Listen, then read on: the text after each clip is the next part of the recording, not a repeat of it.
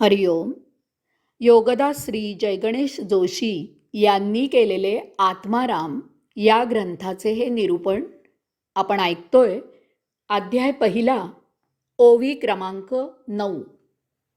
स्वामी कृपेचा लोट आला, मज सरोवरी सामावला, पूर्ण जालिया उचंबळला, अनुभव उद्गार. श्री समर्थ सांगतात की सद्गुरूने ज्या साधना उपासनेचा उपदेश केलेला असतो त्याचे तंतोतंत पालन केले की त्या योगे आपल्यावर सद्गुरूची कृपा होते. आपल्या अंतःकरण रूपी सरोवरात सद्गुरूची कृपा साठविली जाते. यथाकाळी त्याचा साठा परिपूर्ण होतो आणि ती कृपा उचंबळून येते. त्या अमृतानुभवात आपल्या मुखी अभावितपणे उद्गार येतात. ओम हरिओम सच्चिदानंद ओम तत्सत्त्वम असी. जेव्हा साधना उपासना अत्युच्च पदाला पोहोचते तेव्हा साक्षात्कार होतो. महानुभवाची प्रचिती येते, दर्शनयोग प्राप्त होतो. यानंतर जेव्हा साधक त्यामधून व्युत्थान होतो तेव्हा त्याचा तो पूर्वीचा राहिलेला नसतो. तो योगी झालेला असतो. तो पूर्णपणे बदललेला असतो. त्या अलौकिक अवस्थेत त्याला भौतिकाचा योग्य अर्थ ज्ञात होतो. त्याच्या चालचलनात, त्याच्या राहणीमानात, त्याच्या भाषेत पूर्णपणे फरक झालेला असतो. अशा या अद्भुत अवस्थेत त्याच्या मुखामधून अभावितपणे वर नमूद केल्याप्रमाणे ओम हरिओम सच्चिदानंद ओम तत्सत्त्वम असी किंवा तत्सम असे काही सहजोद्गार निघतात. हे मुद्दाम केलेले नसते. त्या अद्भुत भारावलेल्या अवस्थेनंतर तो अन्य काही करूही शकत नाही, कारण तो सदा त्या दर्शन योगात असतो. नाईलाजाने तो भौतिक व्यवहारापुरता यामधून आवश्यक इतका वेळ व्युत्थान होतो. काम झाले की पुन्हा तो सहजच त्याच्या साक्षात्कारी अवस्थेत प्रविष्ट होतो. हे असे इतके सहजच होत नसते. त्यासाठी साधना उपासना आपल्या रंध्रारंध्रात, नसानसात, पेशीपेशीत, श्वासात भिनावी लागते. येथे देहभाव क्षीण होतो. भौतिकाची चव नष्ट होते.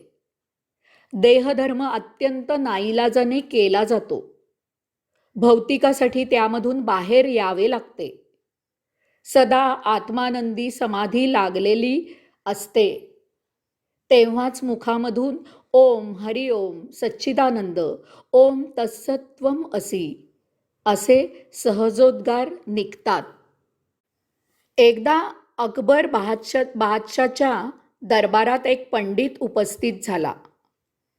त्याने सांगितले की आपल्या दरबारातील कोणीही माझी मातृभाषा कोणती आहे ते ओळखून दाखवावे, तरच तो खरा चतुर आहे असे मी समजीन. जर तसे झाले तर मी त्या व्यक्तीला 100 मोहरा देईन. परंतु जर तसे झाले नाही तर आपण मला 1000 मोहरा द्यायच्या. बादशाहने ते कबूल केले. बादशाहने दरबारात भिन्न भिन्न मातृभाषा असलेल्या व्यक्तींना त्या पंडिताशी संभाषण करायला सांगितले. परंतु आश्चर्य असे की त्या प्रत्येकाने त्याची जी मातृभाषा होती तीच त्या पंडिताची मातृभाषा आहे असे सांगितले. इतका तो पंडित बहुभाषा जाणणारा मोठा कुशाग्र होता. अशा प्रकारे दरबारामधील कोणीही त्याची मातृभाषा ओळखू शकला नाही. बादशाने बिरबलाला विचारले की आपण त्याला 1000 मोहरा द्यायच्या का? त्यावर बिरबल म्हणाला की आता दरबाराची वेळ संपत आली आहे, तेव्हा आपण या पंडितांना उद्या 1000 मोहरा देऊ. एका महाली त्या पंडिताची राहायची व्यवस्था केली गेली. बिरबलने सर्व अन्य व्यवस्था चोख केली आणि तो त्याच्या घरी गेला. पंडित प्रवास करून थकला होता. ऐन थंडीचे दिवस होते. राजमहाली त्याचा पाहुणचार यथायोग्य झाला होता. जेवण झाल्यावर तो दमलाही होता. त्यामुळे तो लवकरच गाढ झोपी गेला. पंडित गाढ झोपल्यावर अगोदरच ठरल्याप्रमाणे पहारेकरांनी तसे बादशाला आणि बिरबलला कळवले. लगेचच बिरबल बादशाला घेऊन पंडित जेथे झोपला होता तिथे गेला आणि त्याने काळोखातच त्या पंडिताच्या मुखावर हलकेच गार पाणी शिंपडले. ऐन थंडीत गार पाणी मुखावर पडल्यावर पंडित अर्धवट झोपेत म्हणाला, "अरे, माझ्या मुखावर कोणी पाणी शिंपडले?" अगोदरच ठरल्याप्रमाणे लगेच तेथे पहारेकरी मशाली घेऊन आले. पंडितांनी त्या प्रकाशात पाहिले की बादशाह आणि बिरबल समोर उभे आहेत. तो चटकन उठून बसला आणि काही बोलणार तोच बिरबल त्याला म्हणाला, "आत्ता आपण जी भाषा बोललात ती आपली मातृभाषा आहे." पंडितने कबूल केले की तो तामिळ भाषेत बोलला होता आणि तीच त्याची मातृभाषा आहे. बादशाने दुसऱ्या दिवशी त्या पंडिताकडून काहीही न घेता त्याला 1000 मोहरा बक्षीस दिल्या. बिरबलाने बादशाह, पंडित आणि दरबारी लोकांनी बिरबलाचे बादशाह, पंडित आणि दरबारी लोकांनी भरभरून कौतुक केले. सांगायचा मुद्दा असा आहे की आपल्या रंध्रारंध्रात, नसानसात, पेशीपेशीत, श्वासात जी गोष्ट रुजलेली असते, भिनलेली असते, तीच गोष्ट अभावितपणे मुखी येते. यासाठी श्री समर्थांनी येथे प्रथम लोट असा शब्द वापरला आहे.